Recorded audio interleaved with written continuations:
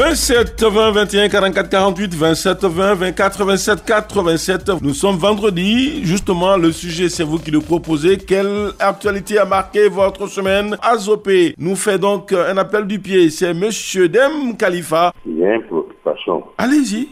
J'ai dit les consultants là, qui viennent à la radio pour en train de critiquer les bons citoyens ivoiriens qui n'ont qu'à laisser. Le football n'a pas fait pour ça. Il y a Mourou Gouané, mon frère Mourou Gouané, avec l'autre, je ne sais pas comment il s'appelle, ils n'ont qu'à arrêter leur comédie là. Chaque jour, ils s'apprennent à Roger Ouonien, il attaque la SEC, il attaque. Qu'est-ce qu'ils sont? Sakaraboutou, où il est? Si Mourou Gouané n'a qu'à aller soulever Sakaraboutou, Monsieur Démé, on est là pour arranger, on n'est pas là pour faire politique dans le sport. Monsieur Démé, Roger là, c'est le meilleur dirigeant de Côte d'Ivoire. Qu'on veut ou on ne veut pas, c'est le meilleur dirigeant de Côte d'Ivoire. Ils n'ont qu'à laisser Roger MP, laisser la SEC MP. Monsieur Dem Khalifa, le rôle du consultant sur une radio ou une télévision, même dans la presse, c'est justement de pouvoir dire ce que les autres qui adulent ceux qui travaillent ne disent pas, pour que celui qui travaille puisse changer et améliorer ce qu'il fait. Maître Roger Ouonien a fait beaucoup pour la Côte d'Ivoire, à travers donc sa présence à la SEC Mimosa. Il va fêter 30 années de présence l'année prochaine, mais il faudra des gens pour justement lui dire, maître, vous avez assez fait, c'est vrai, mais ici vous avez mal fait, faut corriger. C'est tout cela qui contribue justement au succès du football ivoirien. Pour rappel, Mourou Gouané a été joueur du Rio Sport d'Aniema, il a été international éléphant avant lui.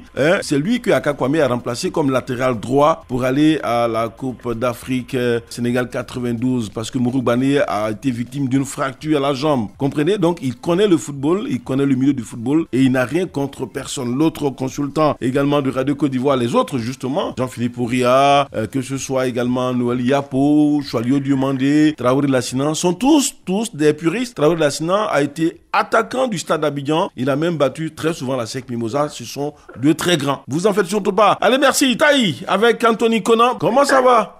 Oui. Ce qui m'a fait un peu mal dans ce semaine-là, c'est encore et encore la blessure de nos vedettes Kylian Mbappé. Vraiment, quand depuis avant-hier, il n'y a plus de nouvelles, là, vraiment, je n'ai pas pu dormir. Parce que Kylian Mbappé, c'est un joueur qui est top de son carrière. Quand il prend cette équipe de PSG, Kylian Mbappé fait au moins 80% de cette équipe. Sans Kylian Mbappé, PSG n'existe plus. Bon, on a un début à jouer contre Bayern de Munich. Vraiment, Kylian Mbappé se blesse comme ça. Vraiment, quand il n'y a plus ces nouvelles-là, ça me fait un peu mal.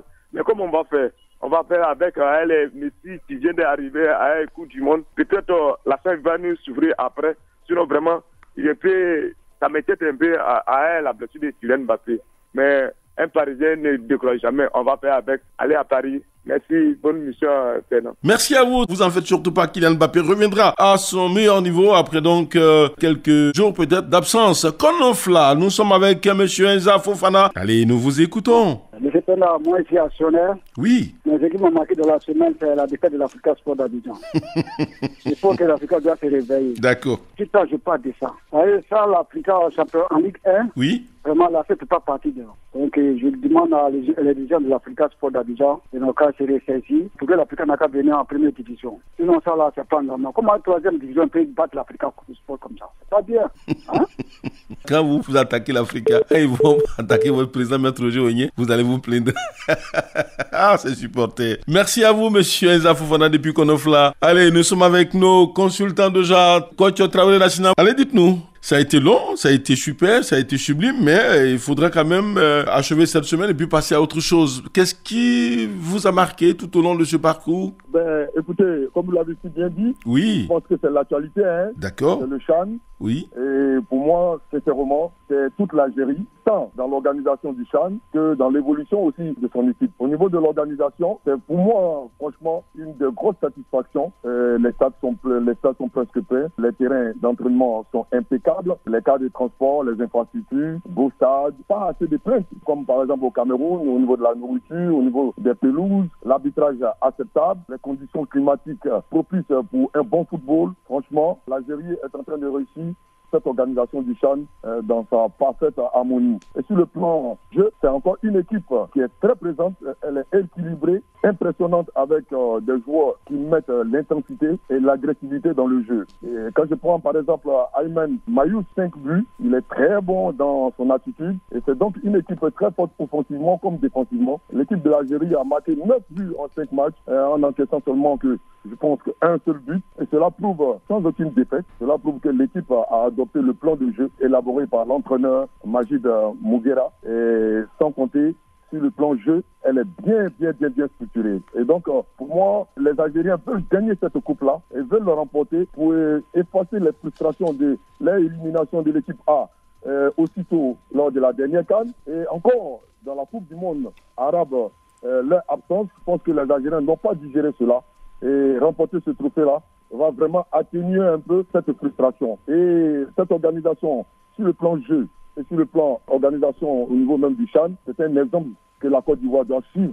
Ça doit inspirer la Côte d'Ivoire qui sera bientôt sur la plateforme au niveau de la CAN. Et donc, la Côte d'Ivoire doit toujours s'inspirer de cette belle organisation et surtout cette belle harmonie, l'ambiance au niveau des stades. Et sincèrement, ça m'a énormément marqué. Alors, dites-nous, coach, avant de vous laisser totalement partir, ce Niger-Madagascar, pour vous, qui pourra donc remporter le succès? C'est conséquent. Moi, je pense que Madagascar, pour cet impressionnant parcours, dont elle nous a fait rêver, elle nous a montré quand même que c'est une équipe, c'est vrai que c'est sa première participation, et c'est une équipe éblouissante, une équipe qui est capable d'aligner, d'avoir un appétit offensif, mais malheureusement, elle a été freinée, piégée par la tactique sénégalaise, et je pense qu'elle nous doit un rachat par rapport à l'équipe du Niger, qui pour moi est une équipe assez moyenne, qui est sobre et qui profite des erreurs des autres équipes-là pour pouvoir vraiment lancer l'estocade. Pour moi, sincèrement, je souhaiterais, c'est un souhait, je souhaiterais que l'équipe de Madagascar, dans ce prolongement de ce beau parcours-là, soit en mesure quand même d'occuper la 3e place pour vraiment rendre la fête un peu plus belle. Merci à vous, coach Traoré Lassina, et puis surtout, très bon week-end. Dites-nous, c'est vrai, il y a la finale du CHAN, il y a aussi la petite finale aujourd'hui, mais samedi, dimanche, qu'est-ce que vous ferez?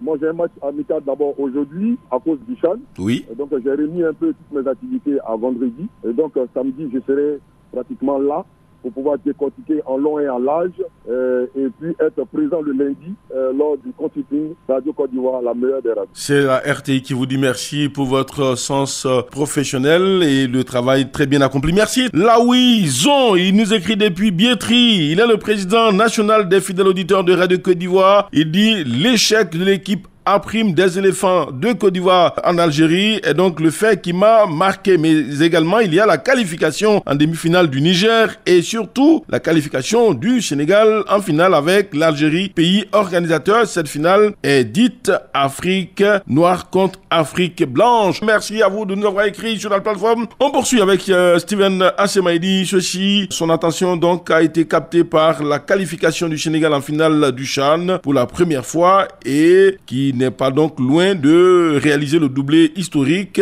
Bonne chance donc à l'équipe du Sénégal. Il nous écrit depuis Amiens, Kwasi Kro. Il est donc instituteur dans cette région de la Côte d'Ivoire. Monsieur Bosson à Sérémy, il dit ceci: l'événement de la semaine pour lui, c'est la finale du CHAN entre l'Algérie et le Sénégal. Les deux équipes ayant donc battu la Côte d'Ivoire sur le même score de 1-0 dans la même compétition. À qui donc la coupe? Il attend de savoir qui pourra donc remporter ce trophée. Merci.